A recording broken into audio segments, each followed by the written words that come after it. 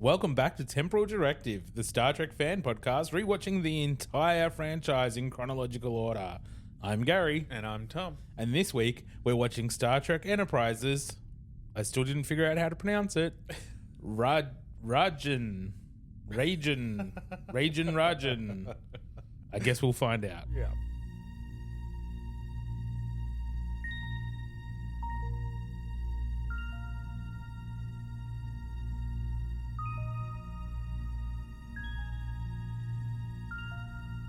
Star Trek, the ultimate franchise. These are the podcasts of the Wakefield brothers. Their 16-year mission to watch every production, to seek out life lessons and new inspirations, to boldly watch like most fans have watched before.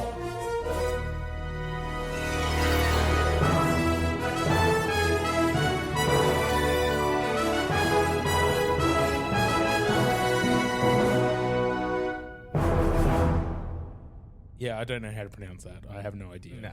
Rajin. Oh. Rajiin? Rajiin? Rajiin? Rajiin. So yeah, I have no idea. No clue. Could be anything. Yeah. Anyway, how are you, Thomas? Yeah, doing pretty well. Nothing overly exciting, obviously, because I don't usually do anything exciting. Oh, okay. Just work and work. But I did finish Sliders. Oh yeah. Yeah. It is a really good show. It does hold up, doesn't it? Really, like I haven't watched it for a long time. There are some shockers. Yeah. But like with anything from a TV show, sci-fi show back then, it doesn't always have fantastic stuff, as we're finding out. Yeah. But Oh, well. but it was pretty good actually. I quite enjoyed it. But it ended with a bit of a cliffhanger, and that was a bit disappointing. Did it? I don't remember. I don't even remember how it ends. Yeah, well, It's been years. it I don't think the last couple of times I've watched it, I actually got through the whole series. you might not get through the last season, because the last season's really hard, because Yeah. you're only left with one of the original characters. Yeah, and I And- think that's when I probably gave up. Yeah, and the replacement characters are not very good. Mm. Like, they're quite frustrating. The story's pretty shit. But I pushed through. Okay. But yeah, no, the whole thing overall was really good. Cool. I enjoyed it. Cool. So now on to Lois and Clark. Oh, God. I knew you'd have that reaction. Well, I've had a very busy week. I worked only Monday, and then Tuesday I packed up my house, and Wednesday I hired a truck and moved. Yeah. And I've been still moving and cleaning and unpacking and whatever, all that fun stuff that you do when you move house. Isn't it great? And also went to a wedding yesterday. Oh, right. Yeah. Yeah. So it was a real casual wedding on their farm. Yep. So it was, the dress code was jeans and flannels. Bring your own sheep, or Well, no, they had the sheep. They had the sheep and the pigs and the dogs. But yeah, it was nice. It was a nice wedding. It was, and we were lucky with the weather. And yeah, especially this week. but I've just been so tired. Like It's it was exhausting, isn't it? lunch wedding, Yeah. and thank God. But it got to 2:00, and I'm like, I think I need to go home. I'm just so tired. And then but they hadn't done the speeches and the cake yet. So I was like, okay, I'll wait for that. 2:30, 3:00, 3:30 came around, and they finally did the speeches and the cake. Yeah. And I'm like, oh, okay. They were cutting the cake, and I was like, I gotta go. Yeah. Love you, bye. Yeah. Because it was an hour away from home too, Yeah. so it was a long drive back, and so I got home about 5:00, I think. Yeah. So, and I left home at 9, so it Yeah, was still a it's big full day. Yeah. Jeez. So yeah. Yeah. So I haven't really stopped for the week For the week. Yeah. until I sat down with you 5 minutes ago. Yeah. It sounds like a nuts sort of a week. Yeah. So this afternoon after we record, I might just lay on my couch and watch a movie and hopefully fall asleep. Hopefully have a little nana. Yeah. Little nana nap. It might be a good plan. Yeah. Actually take a few minutes out for yourself. Wouldn't that be nice? But yeah, back to work tomorrow. So this afternoon, nana nap. Yeah. We'll try my best anyway. Well, good luck. All right. This week's episode is, as I said, unpronounceable until we watch it and we know what the fuck they that word actually is. say, yeah. Yeah. Story by Paul Brown and Brent V. Friedman. Teleplay by Brent V. Friedman and Chris Black. And directed by Mike Vahar, who is a regular director since Next Gen. So Nice. yeah, he at least knows what he's doing. You'd hope so. That doesn't mean the episode's No, good. that's right. After the last two, Yeah. don't have much hope. It's not all about the director. This episode aired October the 1st, 2003. IMDb synopsis reads: Enterprise helps an alien woman, Rajiin, it's a There we go, name, that's the name. seeking to escape her life as a sex slave. Once on board, she uses her alien abilities to gather biometric data about humans and is recaptured by her employers, the Xindi Council. Oh, I guess that's a spoiler. Yeah. Yep, I would say it would be. Good on them. Thanks, IMDb. Right. Yeah. Yeah, when you actually give us information, you give us the worst possible stuff. Yeah. Great. And in an episode that's probably not going to be any good. Now, Yeah. the one thing that might have been interesting, we Yeah. already know. Yeah. Fantastic. Oh, well. Let's go watch it. Yeah. Sure.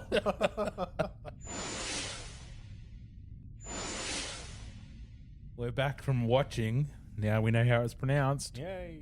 Rajiin. Rajiin. Yes, we are back. What did you think, Tom? We just like it. I feel like our energy is deflated over the last 45 I minutes. just can't. These are just. This is shit, right? It's not just me, is it? No. I know I have been a bit judgmental. A bit? A bit? But I feel like I am constantly reminded at the moment anyway, the last couple especially, as to why I have not watched the Enterprise series before. Being a big Star Trek fan, this is the kind of shit that I imagined all of Enterprise to be. There has been some surprisingly I'm sorry, good but episodes. this was better than last week's. But just last week's was a shocker. It was marginally better. Yeah, well, yeah. It wasn't great. No. I didn't love it. I think they just the structure of this is just bizarre to me. Like, clearly she was sent in to get information because the episode was set up with the Xindi Council at the start. Yeah. Saying we don't have enough information. Yeah. And then suddenly there's someone who puts herself on the ship. Yep. So of course she's working for the Xindi. Of course she's there to do that. There's no surprise there. No. And the only real surprise is how fucking gullible Archer is. Exactly. Like, Which isn't even really a surprise when you look at his history. it's just boring. Yeah, and that's the word for it. Like, boring is the word. Like, you find yourself struggling to pay attention to what's happening because you're Even not the interested. fighting in this episode was boring. Yeah. They were running around the ship shooting and there was doors exploding. Yeah. She was slow motion shooting and falling off the and balcony. doing that weird rotating Like as she's- she fell thing, as if yeah, she's some and shooting expert up fighter. while she's falling backwards. Yeah. Like she's a fucking superhero. Yeah, like what the fuck is with that? Yet she gets captured by everyone. Yet she's apparently this big fighter all of a sudden that can do all this fancy maneuvering and shit. Yet she gets captured. Like what? What? I don't get it. It's all shit. It's just boring. It's just so boring. Yeah. crazy. I did like the market. The market was very cool. Yeah, the market looked really, really good. Like, that was really awesome, actually. Yes. I enjoyed that. Yes. There we go. Underutilized. Yeah, that's right. That's right. The like, the set was cool. It was filled with all these cool stuff. Yeah. And it was like one quick little scene. Yeah. Yeah. Like, why not revisit it a couple of times? Yeah. Like, maybe, I don't know. I liked that alien, the design of that alien dude that was keeping the slave girls as well. Like that big forehead thing and the color of him. And yeah, he was pretty cool. Yeah, I thought he looked pretty cool. I liked the chemist too. I thought he looked pretty good as well. And his character was pretty good with the sneezing over the pepper and stuff like that, and how much fun he was having with it. And like, but even in that scene, right, that I was like, oh yeah, that makes sense that they would be interested in spices and whatever. Yeah. That's good. But at the end of that scene, when he's sneezing again on the second sniff of the pepper, the look on Tripp's face, like he was such a judgmental asshole. Like, oh, what an idiot fucking sniffing over pepper again. Yeah. I'm like, what? You people are here to explore and to experience new things, and you're explorers. Yeah. You're supposed to be explorers. Yeah. And yet you have no tolerance for anyone else. Yeah. They were all irritated just because there was too many people around. Yeah, that's exactly right. And how, doesn't it make any sense whatsoever? None. It's just ridiculous. There's just no curiosity with them. There's no interest. There's no... They're judgy. Yeah, they're judgmental and intolerant of other people's cultures. Except the Dutch. Yes. Yes. Yeah, and it doesn't make a lot of sense. It doesn't. And because wouldn't you be like trying different foods? You'd want to be actually interacting with these people. You'd find it actually interesting and humorous. Wouldn't you finally, after all these weeks of exploring on nothing, trying to go to find the Xindi, having no good experiences, finally you're at a marketplace with a bunch of different aliens and a bunch of different cultures and foods and smells and products, and wouldn't you at least take a few moments as you're walking through to appreciate that? Yeah, exactly. Not be like, we're here for one thing, fuck it. Yeah. Get out of my fucking way. That's right. Who the fuck are you? Fuck off. Yeah, that's it. Fucking hell. It was ridiculous. Just, they've lost all sense of wonder and excitement and curiosity. Yeah. Like, there's just nothing. Yeah. And that's boring. It is boring. It is. Because that's not what we're watching, is it? Like, that's not what Star Trek is about. No.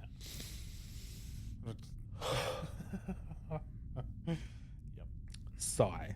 Mm-hmm. Yep. All right. Let's get into it. Yay. On such a positive note, let's get into talking through the episode, shall we? We open on the Xindi fucking council. Yeah. Fun. Again.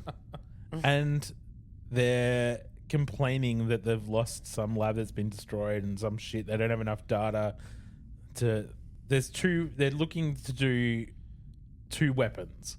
The reptilians want to do a bioweapon, but the council and Degra are already working on a traditional weapon. Yeah. To blow up the planet.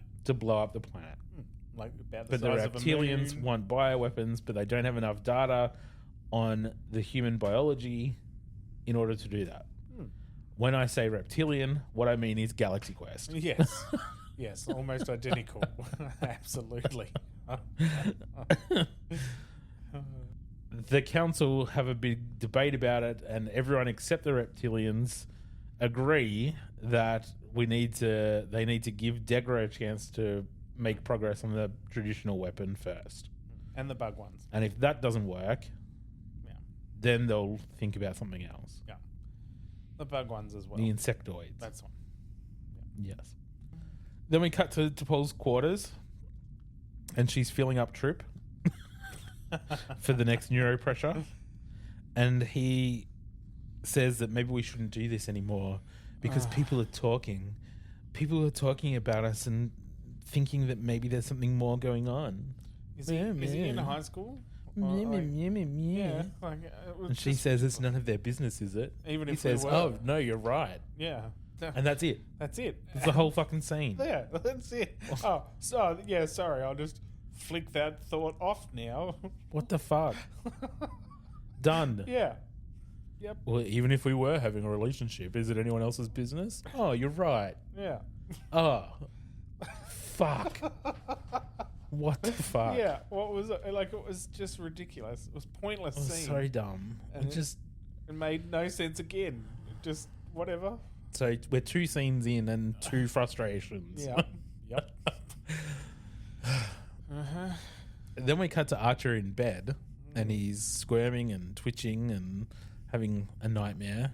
He wakes up and goes over to the mirror, and he's got some Pustulely, scratchy-looking thing. Yep, left over from last week's transformation into an alien species. So he's picking at that and scratching and whatever else. Yeah. Then we cut to sickbay, and he's gone to sickbay to get some ointment from Phlox to help him sleep.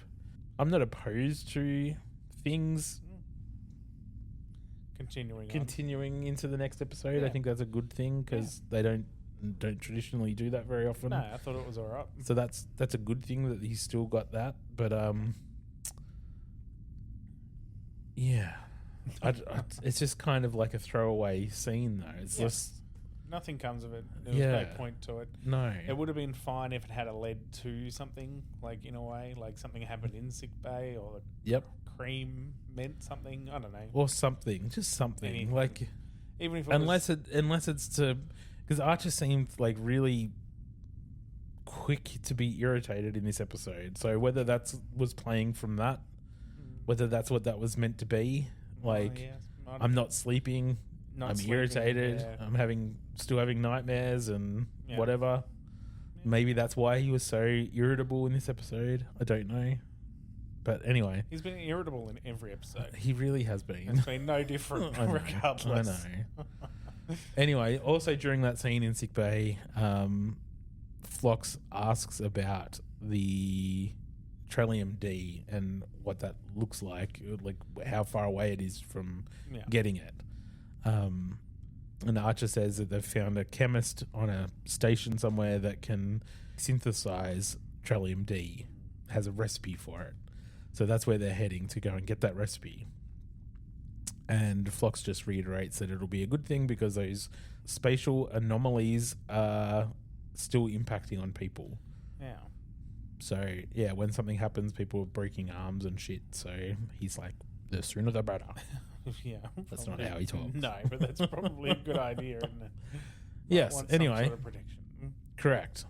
We get a shot of the Enterprise in orbit and a shuttle leaving and heading down to the planet, which looks very blue, mostly ocean or all ocean, probably. I don't. Yeah, remember. It was all ocean with a few floaty things. There you go. That were going down onto. Nothing like a big blue with some floaters. And they're on the marketplace set. So it's Archer, Troop, and Reed. And they're walking through, talking about trying to find the chemist on Barge 12. Troop makes a comment about Phlox having a field day here. Yeah. Well, there's none of them have any interest. None. It was a passing comment. Archer's very determined to get to the chemist and move on. Like, he doesn't give a fuck. No. Some alien even tries to sell them something like, oh, I don't recognize your species. You must be newcomers. Welcome. We're looking for Barge 12. Yeah. Doesn't even say hello. Doesn't do nothing. Just Barge 12, chemist. Where? Yeah. The guy's like, well, I couldn't let you go without having a look at one of these. And Archer's like, not interested. Are you going to help us or not? Yeah. It's like, oh. God. At least he had the appropriate reaction. Barge 12's down there. Fuck off. Yeah. Yeah, exactly. It's just so irritable, and like I said earlier, there's no curiosity with these characters. No, and they're always making fun of like the other species in it. Or in pretty much every season so far, they've always made fun or had some sort of jab as if it's a joke when another alien species is doing something. It's kind of disappointing, really. Yep. It's disappointing for a series that I know that they're the first ones out there, essentially, but it's like you said, they're meant to be explorers. They're meant to want to see these things and experience these things. Yeah, that's right. It's sad when we've had other series already, like it's Star Trek. Like, they should know this. Yeah, or at least be well on their way to what they are in the future episode, in the future series, right? Like, yeah. They should be well on their way if they're not already there. Yeah, that's right. Like that. Like, what's the point of wanting to go out and explore if all you want to do is judge and complain? Yeah, exactly. Like, I understand being a bit fearful, like Hoshi was in the early seasons. Yeah, like I understand that because you don't know what you're coming up but she against. still wanted to do it. That's She was just right. fearful she was about just it. Fearful, like, and she had to get past that, which she did. Like, that I understand, but all this judginess and like nastiness is just unnecessary. Yep. Okay. Sorry. No. Don't be sorry. We follow them into the chemist shop, and the chemist, Brat Wood, is like, "I'm closed. Get out." Yeah. And Archer says, "I have an appointment." Anyway, he talks about how he's got the recipe for Trillium D, but it's rare, it's difficult to process, and expensive. But Troop has a list of things that they're willing to trade with, and the chemist says that I thought you might be interested to know some Xindi were here last week. We had Xindi here. Talk about change the interest instantly. And Reed's like, "Where can we find them?" Yeah, cuts off. Calm down, buddy. And he says that they had business with another merchant. They want to know who, but he wants to get paid for that information as well. So Archer says, "You give us the information and I'll leave Trip here to talk about payment." Yeah. And so Trip stays, and then we cut to the market space with Reed and Archer. And they approach the other merchant, which is a slave merchant. And he's got a bunch of women scantily clad and chained up. And so he tries to sell Archer and Reed a couple of these women. This is the alien I was talking about before that looks cool. Like the big forehead and shit. No slave men, I noticed. No. No. Just the women. Just the women. Archer's asking about the Xindi. He says he doesn't want to give any information. I wouldn't be in business very long if I started talking about my clients. And then Archer, like, slow-mo looks at this blonde woman tied up at the back. And the guy's like, "You have an excellent eye, my friend. She can be very accommodating." That's pretty much exactly what he says. But Trip calls on the mobile. Sends a text message, yeah. And says that they've agreed on a price and they need to go back up to the ship to get the payment. So Archer says, "We'll meet you back at the shuttle pod." And so they walk away. The slave master guy and the blonde bitch look at each other like, "Oh, that didn't work." Yeah. Reed complains, saying, "After an hour in this place, I can't wait to get back to decon." Yeah. Because, fuck being curious. Yeah, that's right. I feel all gross around all these aliens. Yeah. I'm like, what the fuck, dude? Anyway, then... They hear a kerfuffle. Yep. And she comes running towards them. "Take me with you, please." Yeah. The slave guy comes up behind her and says, "Well, she seems to be determined to be sold today. Yeah. Let's go back to my shop and arrange for payment." And he's like, "I'm not paying." Yeah, I'm not interested. Nope. And he's like, "Well, that's okay. Give me back my merchandise." Exactly. And he's like, "I don't think she wants to go with you." And he's like, "Well, you just stay out of my business then. It's none of yours." Like, exactly. So I have my merchandise back. Thank you very much. And then the captain fights the fucker. Yep. It's like, it's none of his business. He should walk away. Yes. He's on an alien planet. Yes. That's his merchandise. Yes. As much as we don't agree with it and don't like it or whatever else, he's on an alien planet. He was quite happy to walk away in the first place. And now he's going to fight the guy and rescue the one girl. Because he didn't go back and get the rest. Nope. But, if he's playing some hero thing, shouldn't he have knocked the guy out, gone and saved every slave possible? You only need to save the one you want to sleep with. That's how it works, isn't That's it? how it works. Yeah. Captain's prerogative. Never mind, he could have started an international war. Exactly, that's right. Like, you don't know what that species is like. No, that's right. Could have just turned a whole thing. Like, it just turned into a whole thing. It was ridiculous. Yeah. Absolutely ridiculous. He should Yes. have walked away. He should have said, I'm sorry, love, can't do anything to help you. It's not my business. And left. Yep. Simple as that. Yep. Yep. Because it's not your problem. Nope. So stupid.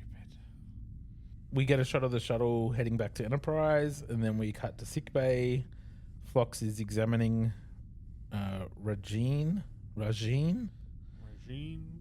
and he says that she's got the most intriguing retinal structure, or complex retinal. Complex, yeah. Archer comes in and asks what her name is, and she says, "I'll serve you well, Captain, I promise." And he says, "Let's get something straight. We don't believe one person can own another person. Yeah. Which So where do you want to go? Because we'll take you home." Yeah, that's right. She's like, I don't know. It's called Oren Takai. What was the first part? Oren. Oren. Just go with Oren. Oren Taku. Taku. Let's go with that. Oren Taku. Yes. But she says she doesn't remember her home planet. And she's had many owners. And I have nowhere to go. Help me, Captain. Can I stay with you?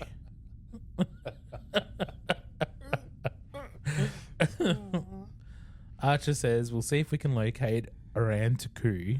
And if it's possible, we'll take you there. In the meantime, find her some quarters and get her whatever she needs. Yeah. And then as he's walking out, she's like, Captain, thank you. Ugh. Fucking hell. Yeah. We cut back to the chemist shop, and Trip and Reed are there delivering a vial of spices. Ooh.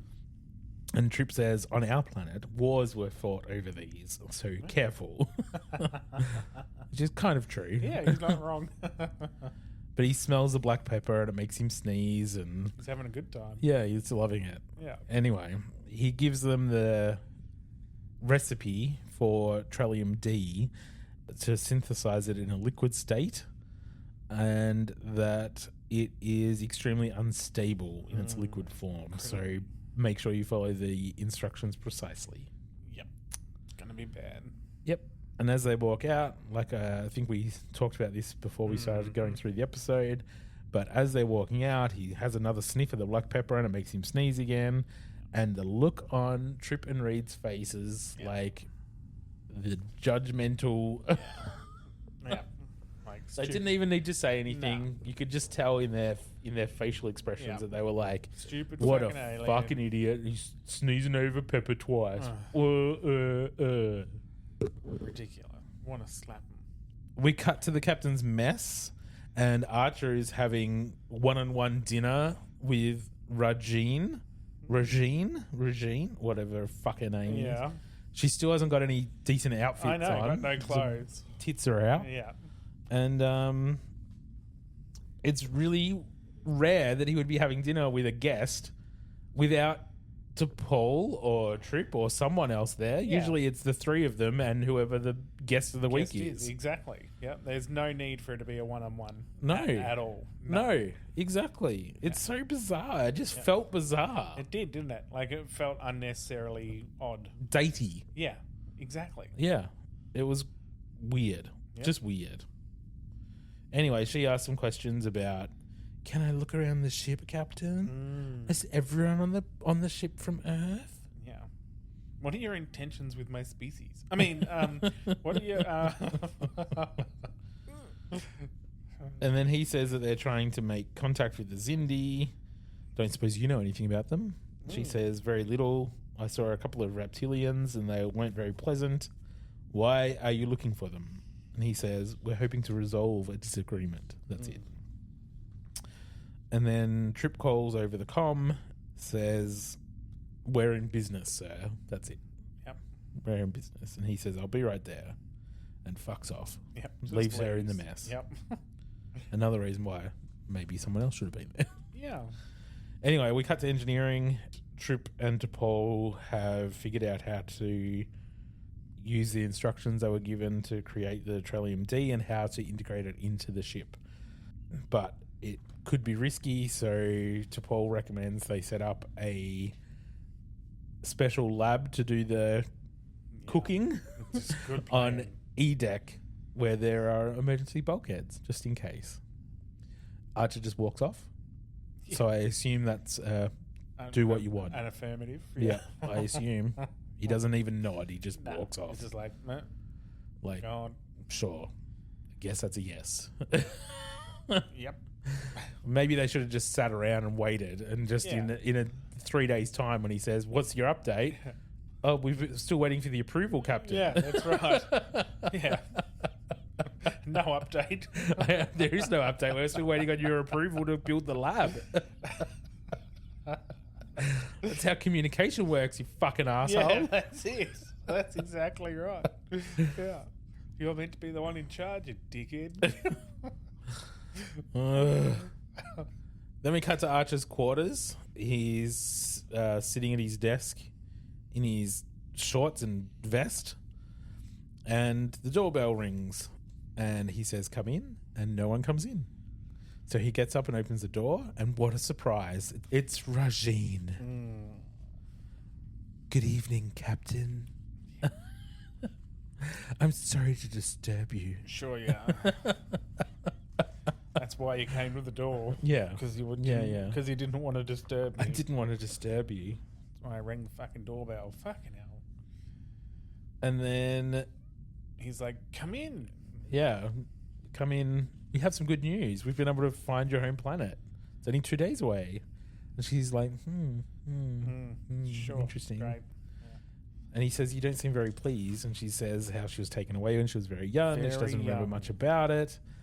And there's no one there that would remember me. And he says, "You never know. You seem very memorable to me." Cue the Days of Our Lives soap opera Yeah. music. Yep. And then she starts to Lean in very close. do her seduction. Yeah, because then she's like, "I'm very grateful for what Yeah. you've done, Captain. I want to repay you for your kindness." and then she said something What about a whore. why she was taken away or whatever, or Yes, she says, "The reason I was taken from home, I have certain gifts. Would you like me to show you?" yeah, Yeah. No, she was taken away when she was very, very, Very, young. very young, Yeah, with her certain gifts. yeah, with her certain gifts. That's troubling.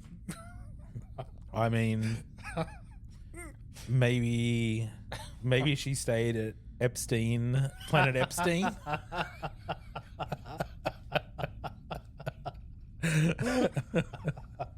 You're terrible, Muriel. Too soon?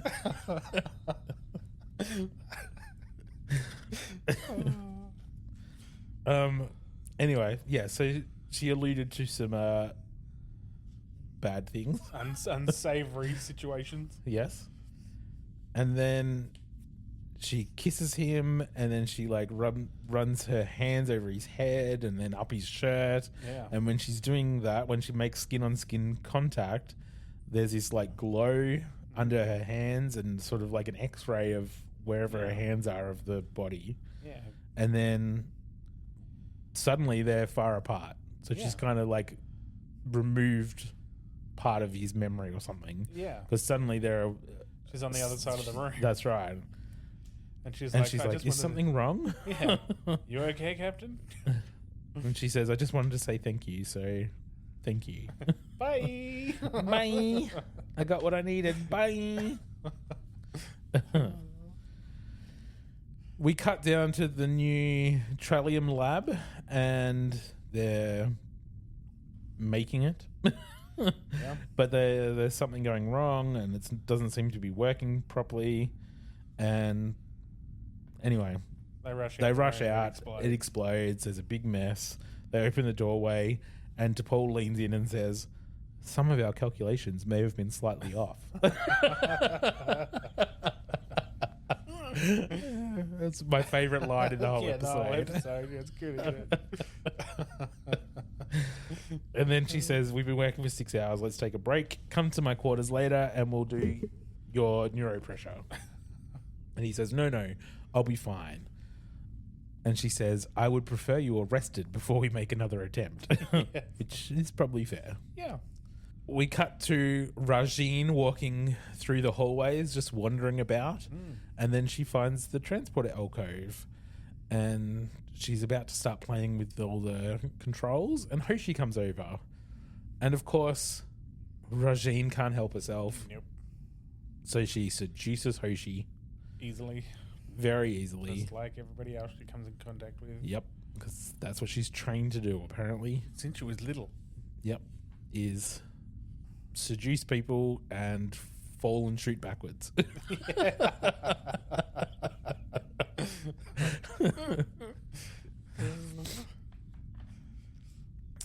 So Hoshi and Rajiin get into a turbo lift, and who knows what happens behind that door.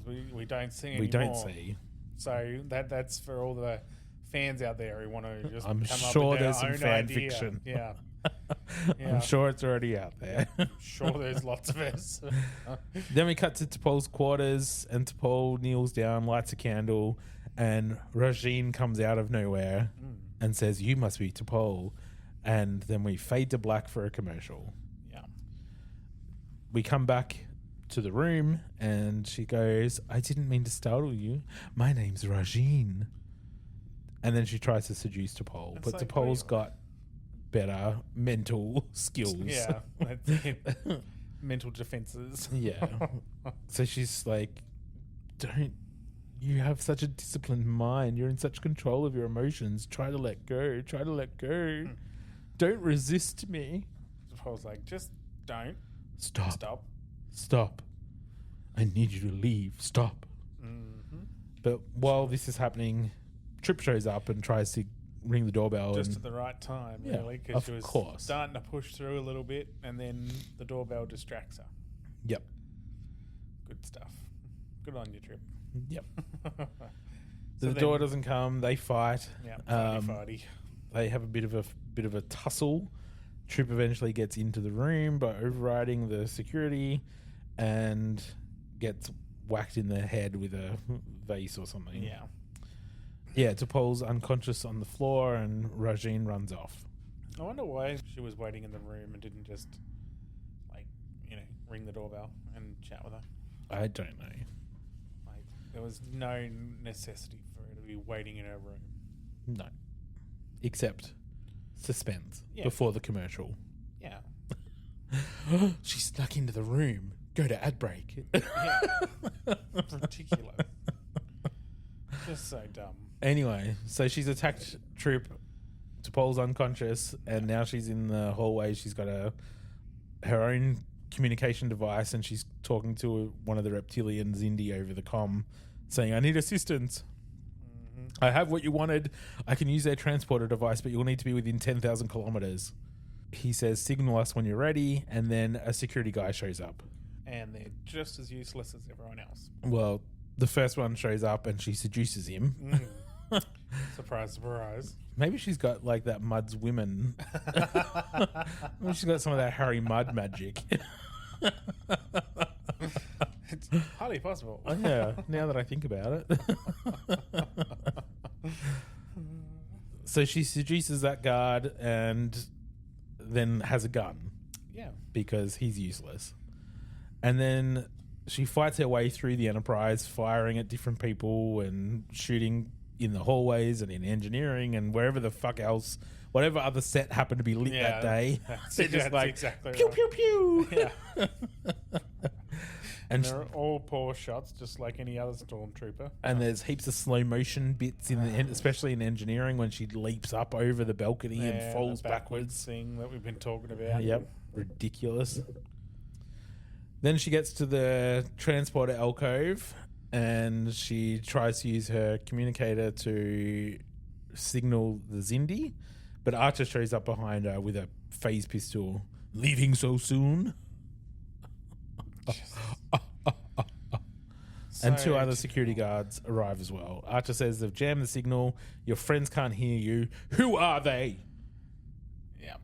Take her to the brig. What was she going to say? Like, who was he expecting? I don't know. Like, oh, it was the Klingons. Yeah. Like, Ferengi. That's, They don't know they're Ferengi. Well, Just because they've met them doesn't mean they know who they are. Same with the Borg.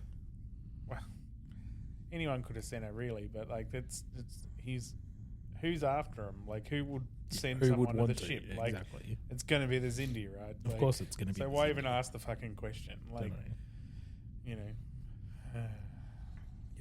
We cut to sick bay, and Phlox is examining T'Pol, who's still unconscious. Archer asks what the fuck happened to her. And he says, I don't even know yet. Like, she's had a lot of disruptions to her neocortex, and if she was not Vulcan, she'd probably be dead. Yeah. So, I need to finish treating her before you can interrogate her. Because Archer's like, I want to talk to her. Why? What do you think she's going to say? Yeah. Like, what do you actually think she's going to tell you? Yeah, exactly. Except the fucking slut you brought on board attacked me. Yeah. Was in my room. She knocked me out using her ways, and here we are. Her feminine wiles. Yeah, that's right. I was a little turned on, Captain. What else do you need to know?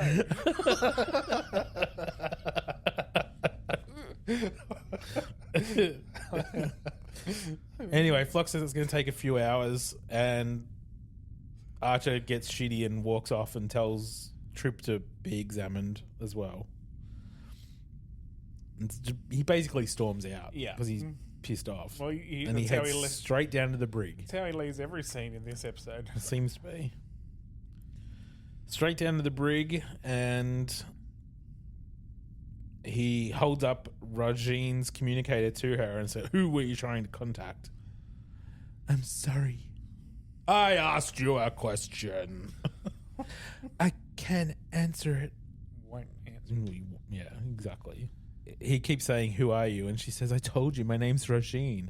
And he says, that's right, kidnapped when you were a child, sold into slavery.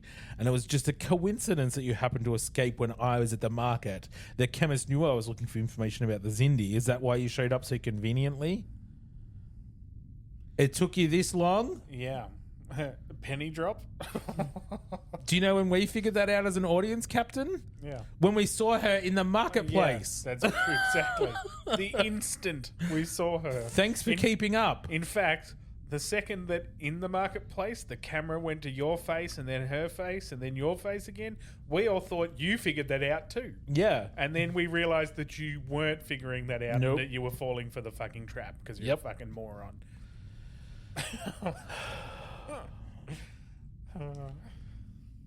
She ends up telling him that she is working for the Xindi. They needed some bioscans to get a genetic profile or whatever to create a bioweapon.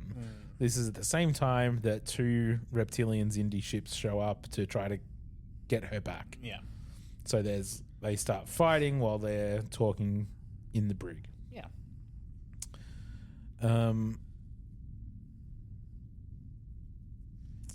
One of the Xindi ships docks with Enterprise. They blow the door out and board, and then there's a big fight with all the Galaxy Quest aliens. Yeah. It's so much like Galaxy Quest. It's ridiculous. And they fight all over the ship. Yeah. There's a bunch of fighting.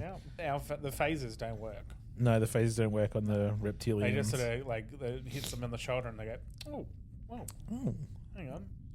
And then they just start shooting again. That barely even affects them. Yep. And they've got some cool weapons. They've got some like this one that throws like a glob, like a globby thing that then shoots out all these like little darts or something. That was awesome. Yeah. That was pretty cool. And their weapons work real well. Yeah, excellently. It makes you wonder though, doesn't it? Like if this species have all these advanced weapons, our weapons or the human weapons don't have much effect on them and stuff. What are they worried about the humans for? Well, because I don't know anything about the humans yet. Crazy. They've been told that the humans are going to destroy them in the future, so they're trying to get in first. They actually haven't done any research to make sure that that's going to happen and that they might be a threat. Crazy. Yes. Yes. Ridiculous. The whole thing's ridiculous. Yeah. Anyway, they take Rajiin back. The reptilians get her and they get off the ship, and there's one reptilian that's been injured and he's dead. He's dead on the ship. The ships fly away. Archer tells Travis to set in a pursuit course, but they go through a vortex and they're gone. Kind of like a Borg cube. Yeah, kind of like the subspace corridors of the Borg use. Yeah. In sickbay, Flock says that there is a gland in the reptilian species that has a fatal dose of neurotoxin, and it was surgically enhanced. So now we've got some Suliban surgical enhancements. So to make sure that they don't get captured, they have a suicide gland. Archer demands a complete autopsy. T'Pol's awake, and he asks if she's okay, and she hesitantly says yes. Yeah. And he says, good, because I want you to go to work immediately. Yeah, right now. Go on. Get out. I want an analysis of the scans we took of those Xindi ships, and I want to know about that vortex. Out. Dismissed. Yeah. He even says dismissed. Yeah, I know. Like, she just woke up. Yeah, just got off the bed to make room for the body. Like, give her a fucking second. Can I go to the bathroom, please, sir? Fucking hell. Such an asshole. Yeah. Yeah. They also have a weapon, too, that he gets to Malcolm to scan. Correct. Yes, that is true. Then we cut to the last scene, thank goodness. The Xindi, back at the Xindi Council, they're all angry at the reptilians for doing what they did.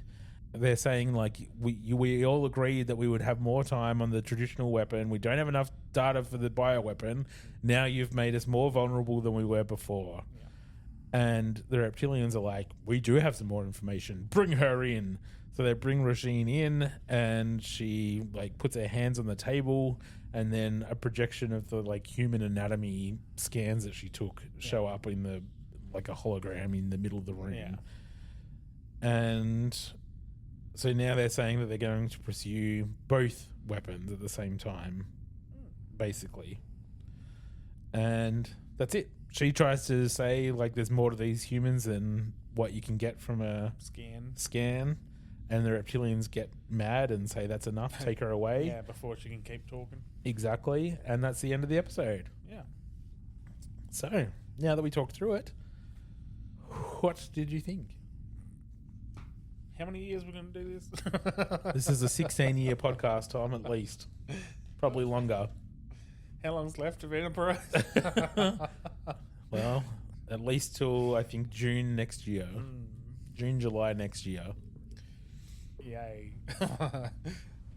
They have some good episodes every now and then, I must say. Look, I remember season 4 being all right. And you've got 3 episodes of Brent Spiner in season 4. Oh, nice.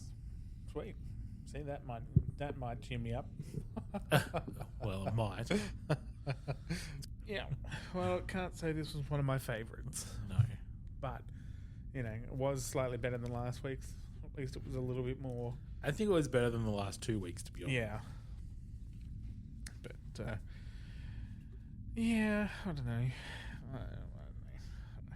It was still a bit of a struggle of an episode. It was a bit hard to watch. Like, I don't know whether it's mostly or partly because we knew so much about what was going to happen, or, well, you know what I mean? It wasn't just that the IMDb synopsis ruined it. It was just that it was easily predictable. It was just like a standard boring episode. Yeah, but I'm wondering, like, and that's sort of what I'm getting at, is like it was such a standard storyline. I don't know whether, like, if we had watched it 20 years ago, if we would have been as ready for that storyline. I don't know. If you know what I mean? Maybe. I mean, I think you and me especially probably would have been. I mean, we watched a lot of Star Trek before this was produced. The amount of TV shows as well, not just Star Trek that we watched. Like, you and me probably would have seen it coming regardless, but there might have been a lot of people out there that didn't see it coming. But how could you not see it coming? I don't know. They had the Xindi Council in the first scene saying we need more information. I know. Of course, that means they're going to send someone in. Yeah. Of course. Yeah. Yeah, I agree. I absolutely agree. But I don't know. It's a bit. I don't know. It was crap. It was just boring. Yeah. And like, I feel like the sexuality in this episode is more gratuitous than any Star Trek ever before. Well, there was no need for any of it, really, but that's just what they were doing, really. I don't know. Anyway, Well, it was I didn't really like it. Nah, Sorry, it was Tom, what's the fine. life lesson for this episode? So, I guess trust is something that you need to earn, not just some slave running on the ship and going, no, trust me, I'm a slave, so you therefore trust. So I guess it's just, learn to trust people, give them a little bit, but don't trust them entirely. Something along those lines, anyway. I'm sure there's a nicer way of saying it, but don't trust blindly. Yeah. All right. Let's talk IMDb ratings. Our examples of one episodes are last week's Extinction. Yeah, get that right. And Next Gen's Code of Honor. Examples of 10 episodes in Next Gen's Tapestry and Deep Space Nine's Far Beyond the Stars. What do you want to rate Rajiin? The episode, not the woman. They're both going to be low.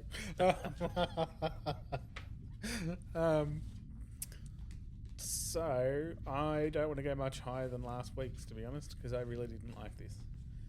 Like, I would not watch this one again. Like, I don't think it added much. So I would go to a 3, maybe, if you needed me to. No, I think a 2 is probably appropriate. Just looking at the last few that we've done, First Flight was a 3, and that was much better than this. Yeah, much. Yeah, like maybe First Flight was a little low at 3. Actually, now that I think about it, yeah, comparatively, yeah. So we'll do a 2 for Rajiin. Yeah. Okay. All right, that's it for this week. You can find us on Facebook at Temporal Directive Podcast and Instagram just Temporal Directive, or you can email us at wakefield_productions@outlook.com. We'd love to hear from you. If you want to talk about this episode or Enterprise or just Star Trek in general, please reach out. We'll be back next week with the episode Impulse. Live long and prosper. Peace and long life.